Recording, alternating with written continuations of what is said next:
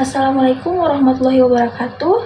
Perkenalkan, saya Alfa Silvia dengan NIM 240405502011. Pada kesempatan kali ini, saya akan menjelaskan tentang integrasi pendidikan inklusi, yaitu bagaimana sistem pendidikan di Indonesia, bahkan di dunia, berupa memberikan kesempatan belajar yang setara bagi semua anak tanpa terkecuali, seperti yang bisa kita lihat pada gambar ini. Pendidikan inklusi diibaratkan seperti sebuah pohon.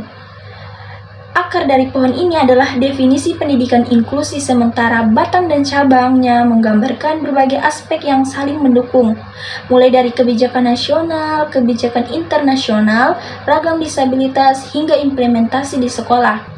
Pohon ini menunjukkan bahwa pendidikan inklusi bukan hanya tentang menerima anak berkebutuhan khusus di sekolah umum, tetapi juga bagaimana seluruh sistem pendidikan dari kebijakan sampai praktik bekerja bersama untuk menciptakan lingkungan belajar yang ramah, adil, dan setara bagi semua anak.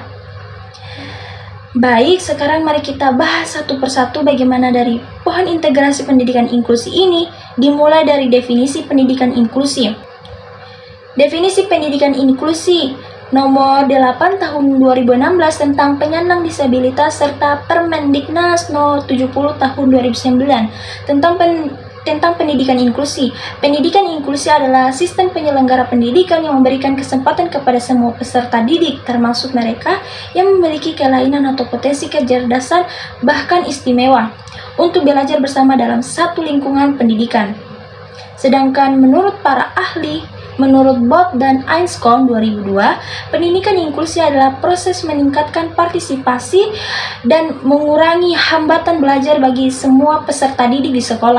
Sedangkan Ainscombe 2016 menekankan bahwa pendidikan inklusi bukan hanya tentang menempatkan anak berkebutuhan khusus di sekolah umum, tetapi juga mengubah budaya, kebijakan, dan praktik sekolah agar semua anak mereka diterima. Yang kedua ada kebijakan nasional. Kebijakan nasional menjadi dasar penyelenggara pendidikan inklusi di Indonesia. Beberapa poin pentingnya adalah yang pertama, sekolah penyelenggara inklusi yaitu sekolah reguler yang menerima dan melayani peserta didik berkebutuhan khusus.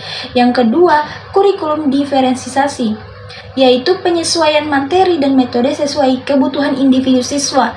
Terus yang ketiga, guru pembimbing khusus atau GPK, yaitu tenaga pendidik yang membantu guru kelas dalam mengajar anak berkebutuhan khusus.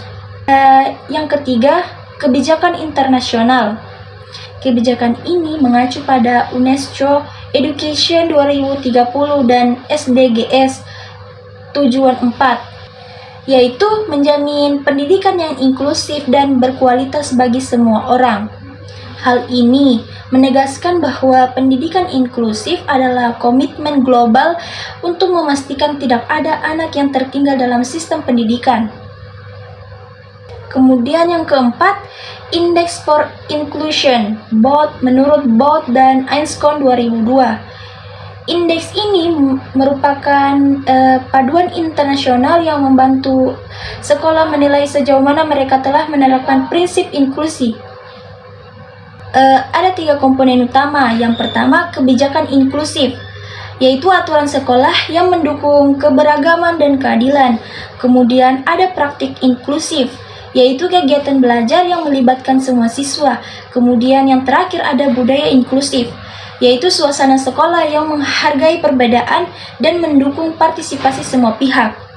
Kemudian yang kelima, ragam disabilitas. Pendidikan inklusi melayani berbagai jenis disabilitas, antara lain yang pertama, disabilitas fisik, disabilitas intelektual, disabilitas sensorik atau pendengaran, penglihatan. Yang keempat ada disabilitas mental, dan yang terakhir ada disabilitas ganda. Guru perlu memahami karakteristik masing-masing agar bisa memberikan layanan yang tepat. Kemudian yang terakhir ada implementasi di sekolah. Agar pendidikan inklusi berjalan efektif, sekolah perlu menerapkan yang pertama, adaptasi kurikulum, yaitu menyesuaikan materi, metode, dan evaluasi belajar. Terus yang kedua atau yang terakhir yaitu pelatihan guru, yaitu meningkatkan kemampuan guru dalam mengelola kelas inklusif. yaitu kolaborasi atau kerjasama antara guru, orang tua, dan masyarakat dalam mendukung perkembangan anak.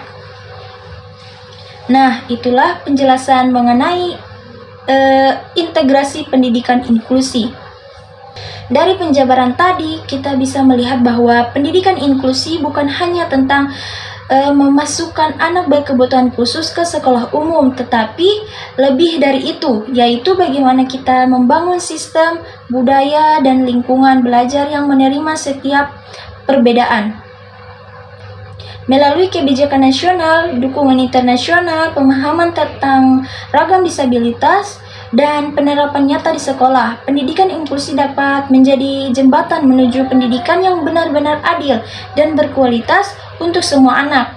Semoga penjelasan ini dapat menambah pemahaman kita tentang pentingnya pendidikan inklusif, serta menginspirasi kita semua untuk menciptakan lingkungan belajar yang lebih ramah dan terbuka bagi siapapun.